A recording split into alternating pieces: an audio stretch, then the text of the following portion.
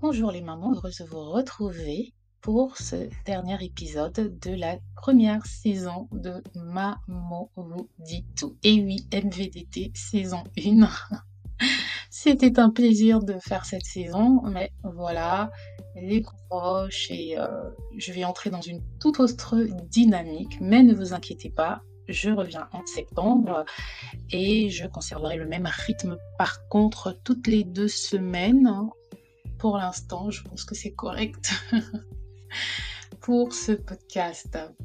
Donc, aujourd'hui, je voudrais aborder un sujet. Vous allez me dire, oui, parce que nous sommes des mamans, nous sommes des bonnes femmes, tu veux nous parler ménage. Non, nous avons parlé jusqu'ici de remettre de l'ordre dans nos vies, dans nos pensées, dans nos relations, dans notre organisation, dans notre planning, voilà. Mais c'est aussi important de mettre de l'ordre dans notre espace de vie ou dans nos espaces de vie. Parce que malheureusement, beaucoup de mamans, nous sommes souvent débordées. Et parce que nous sommes débordées, nous avons un ordre apparent. C'est-à-dire que lorsqu'on rentre dans la maison, on a l'impression que c'est propre, on a l'impression que tout va bien. Mais lorsqu'on ouvre les armoires et qu'on ouvre les tiroirs, c'est là qu'on voit le vrai désordre. Hein. Cacher le désordre, ce n'est pas vivre dans l'ordre et vivre dans la propreté. Cacher la saleté, ce n'est pas vivre dans la propreté. Donc, maman, nous devons prendre de bonnes habitudes, de l'ordre dans nos pensées, de l'ordre dans nos agendas et aussi de l'ordre dans nos tiroirs et dans nos placards. Si tu m'écoutes pour la première fois, maman, je suis Luis, amoureuse de Christ, maman de 3 enfants, et aujourd'hui, je te parle plus que ménage, je te parle ordre, propreté, sanctification.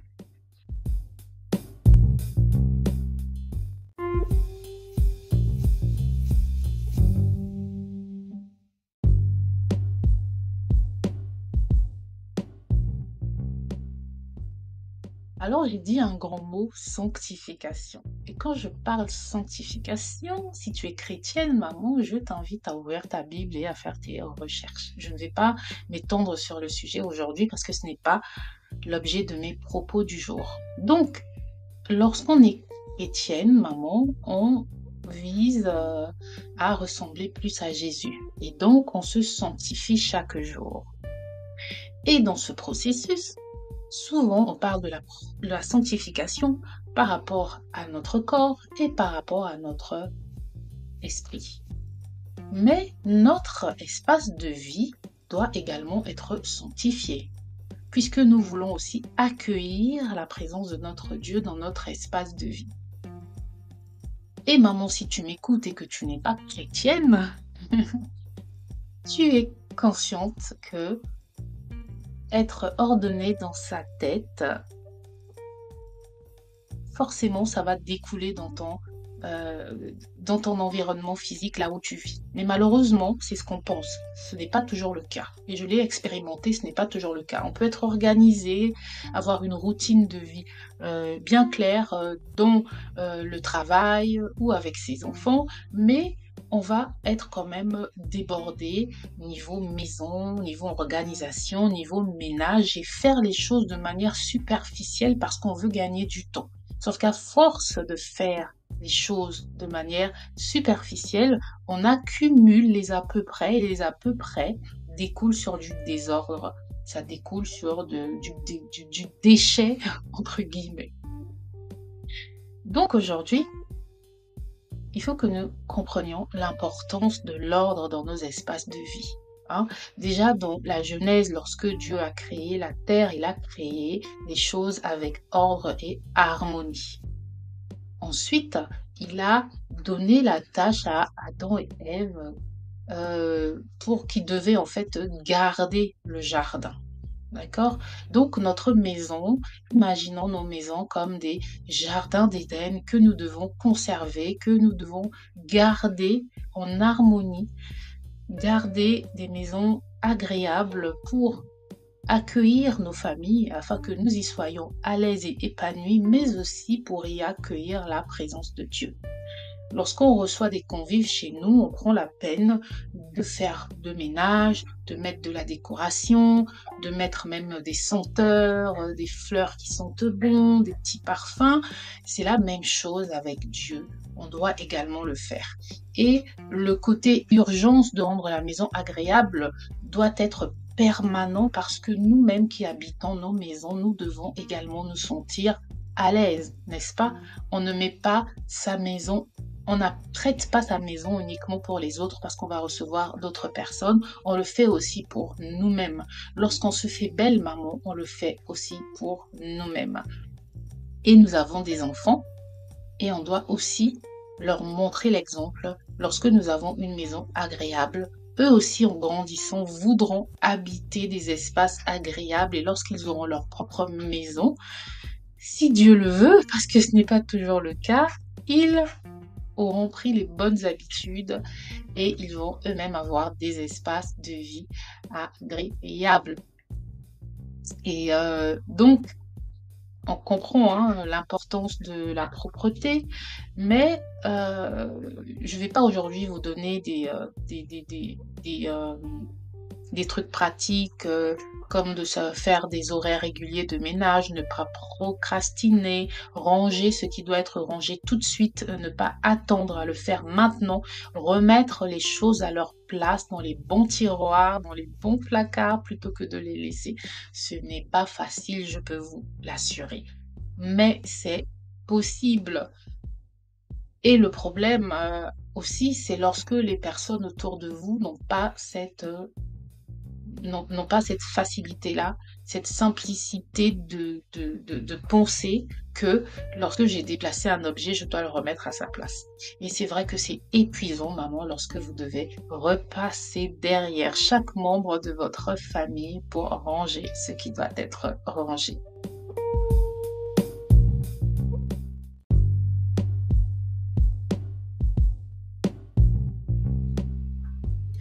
Donc, quand on a des enfants, le challenge, c'est l'ordre et la propreté. Je connais des parents qui n'ont pas du tout de problème avec cela, mais je connais beaucoup plus de parents qui ont des problèmes avec cela. On a des enfants, on est dans une société de surconsommation, donc on a trop d'objets, trop de jouets, trop de tout. Et lorsque les enfants jouent, notamment lorsqu'on habite en Europe, ils ont tendance à jouer, là vous entendez ma fille jouer, ils ont tendance à jouer dans leur chambre ou dans une pièce pour cela ou même dans le salon. Et donc les jouets s'éparpillent partout dans la maison et le désordre se fait assez rapidement. Et parce que nous sommes occupés, nous ne pouvons pas passer nos journées, pas toujours, à ramasser. Moi, je l'avoue que je suis souvent dans ce cas de figure-là, à ranger plusieurs fois quand je le peux. Mais il y a des moments où je suis occupée et que je n'ai pas le temps de ramasser toute la journée, de passer derrière. Et vous me direz, tu peux dire à tes enfants, oui, on parle aux enfants, vous avez fini de jouer, c'est le temps de ranger, Mais il y a toujours des petites choses à faire. Le ménage, je dis toujours, il n'est jamais fini. Et donc avec les enfants, c'est compliqué. Et c'est très tôt qu'on doit avoir cette routine-là. Vous voyez, à l'école, par exemple, dès la maternelle, on apprend aux enfants à ranger. On leur dit, dès que vous avez fini de jouer, rangez. Donc, maman, lorsque nous sommes avec nos enfants, même lorsqu'ils ont 1 an, du moment qu'ils peuvent marcher, lorsqu'ils sont encore bébés, même moins d'1 an, et qu'ils sont capables de marcher, même si c'est un seul jouet qu'ils vont ramasser, mettons-les avec nous, à nos côtés, pour en ranger.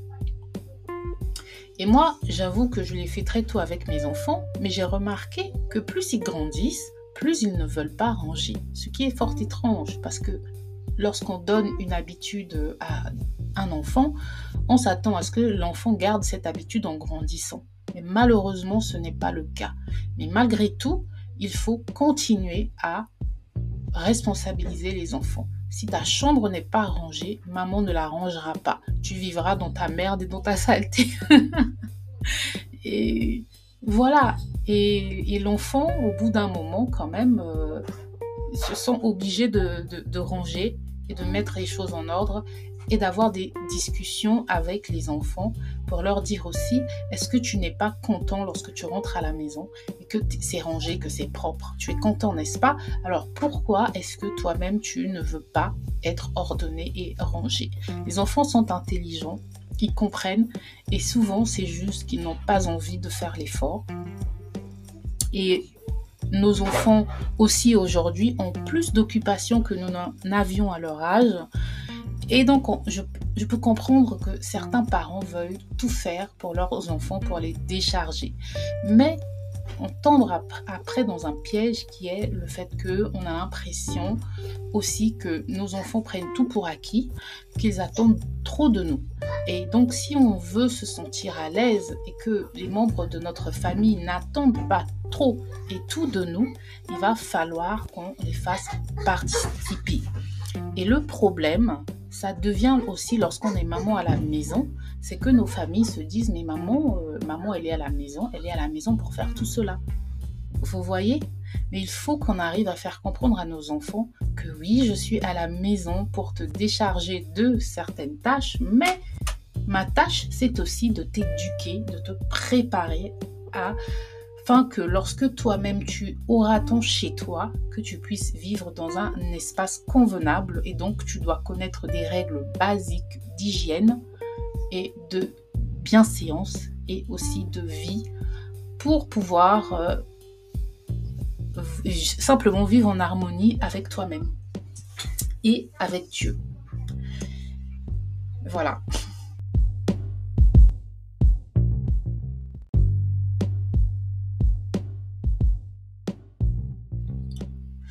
Pour en revenir à la Bible, je vais vous citer Exode 30, des versets 34 à 38, où il est écrit « L'Éternel dit à Moïse, prends des aromates, du stacté, de l'ongle odorant, du galbanum et de l'encens pur en parties égales. Tu feras avec cela un parfum dont tu te serviras pour parfumer les saintes nappes. Tu en mettras autant de poids que de poids contient le cycle. Tu en feras une composition aromatique, un parfum, un sel pur, bien préparé. Tu en mettras un peu sur chaque offrande. C'est là le sacrifice consumé par le feu, d'une agréable odeur à l'Éternel.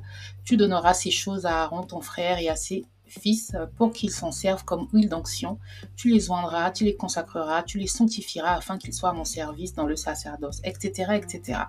Donc vous voyez que dans ce passage-là, il y a d'autres passages encore, il y a quand même une importance au niveau des odeurs. Donc Dieu, dans son sanctuaire, dans son temple, il veut des bonnes odeurs. Les sacrificateurs devaient être aussi propres, ils devaient être habillés d'une certaine façon. Le temple en lui-même devait être aussi propre et ordonné. Donc c'est dire que on peut transposer cela à nos maisons ou à nos corps. La Bible dit que nous sommes le temple du Saint-Esprit. Donc nous devons être propres intérieurement, bien sûr, dans nos pensées, puisque nous sommes habités par le Saint-Esprit, donc nous nous sanctifions dans nos pensées, mais physiquement également. Bien sûr, lorsque la Bible parle de parfum de bonne odeur, c'est une image également, ce n'est pas forcément physique, mais si vous écoutez certains témoignages, beaucoup de personnes sentent des odeurs lorsqu'il y a une manifestation du Saint-Esprit ou de Dieu. Et donc, le Saint-Esprit aime des lieux qui sont bons, qui sont en ordre, qui sont ordonnés tout simplement. Autant on prépare nos maisons lorsqu'on doit recevoir des personnes et on prépare des États se préparent pour recevoir d'autres personnes importantes telles que des présidents, autant nous devons, dans nos espaces de vie, si l'on veut que l'Esprit de Dieu y soit constamment à l'aise, on va dire, entre guillemets, avoir des espaces de vie agréables où il y a non seulement une bonne odeur spirituelle, mais aussi une bonne odeur physique. Pas une maison qui sent mauvais. Donc, maman, j'espère que tu as compris un peu l'importance de la propreté aussi pour nos enfants. Parce que nos enfants, lorsqu'ils quittent l'école et qu'ils rentrent à la maison dans un espace sain et propre, ils sont heureux. Heureux, heureux, heureux. Après, selon ta dynamique, maman, Peut-être que tu n'as le temps pour faire ton ménage que le week-end, mais tu peux peut-être faire certaines tâches le soir, pas grandement, mais au moins amorcer les choses, avoir par exemple des bacs de rangement pour les jouets le soir, pour un rangement rapide, et faire les choses, mettre des petites astuces qui vont te permettre de toujours garder un espace au moins clair et qui respire. Nous-mêmes, quand on rentre du boulot, on aime ça, arriver dans un espace qui respire, qui est clair et qui est ordonné. Donc, combien de fois nos enfants qui vont à l'école et qui rentrent à la maison. Donc, ce qu'il faut voir, c'est déjà t'organiser, maman. Est-ce que tu peux intégrer ta famille dans ton processus de rangement? Ne fais pas tout toute seule. En tout cas, je ne conseille pas de faire tout toute seule. Je ne te le conseille pas. Après, c'est toi qui vois si tu veux le faire, maman. Mais essaie de faire ce pas-là. Trouve une motivation intrinsèque. Tu vois, si tu es motivé, que tu veux maintenir ta maison propre et ordonnée pour offrir un environnement sain et agréable à ta famille, il va falloir que tu saches gérer ton temps. Donc, la gestion du temps, c'est très important. Et aussi les ressources. Les ressources, ça va être les appareils ménagers, les produits de nettoyage ou les services de soutien que tu peux payer pour t'aider à maintenir l'ordre dans ta maison. Et j'en ai déjà parlé, j'ai souvent dit que si tu le peux, lorsqu'on le peut, ne pas hésiter à investir dans des outils qui vont nous faciliter la vie et qui vont nous rendre les choses plus rapides et plus agréables. Donc, parce que souvent, on doit faire face au manque de temps, à un manque d'organisation et à un manque de motivation. Et donc, ça, ce sont les 3 plus gros obstacles dans la vie des mamans parce que nous sommes occupés et nous devons être sur tous les fronts. C'est pour ça qu'il faut planifier. Planifie, tu peux avoir des jours précis pour le ménage, délègue des tâches et automatise également, utilise l'automatisation, la technologie, tu peux utiliser, comme je l'ai dit, des outils, si tu en as les moyens, qui vont te permettre de faire un ménage de manière beaucoup plus efficace. Et pour cela également, il faut éviter, par exemple, les distractions, la surcharge mentale, le manque de soutien. Et tout cela, bien sûr, maman, c'est comme je l'ai dit, tu impliques toute ta famille ou tu vas chercher de l'aide si tu le peux. Donc voilà pour aujourd'hui. On se retrouve en septembre, maman. Pendant ces vacances scolaires, pour certaines mamans, les vacances scolaires ont déjà commencé. Pour d'autres, c'est bientôt. Pour d'autres, il y a encore un long mois, comme chez moi. Les vacances scolaires, c'est le 21 juillet. C'est encore long pour les enfants. Mais en tout cas, gardons nos espaces de vie ordonnés avec les enfants qui vont être plus souvent à la maison. Bon courage, maman. Bonnes vacances et on se retrouve en septembre. Ciao!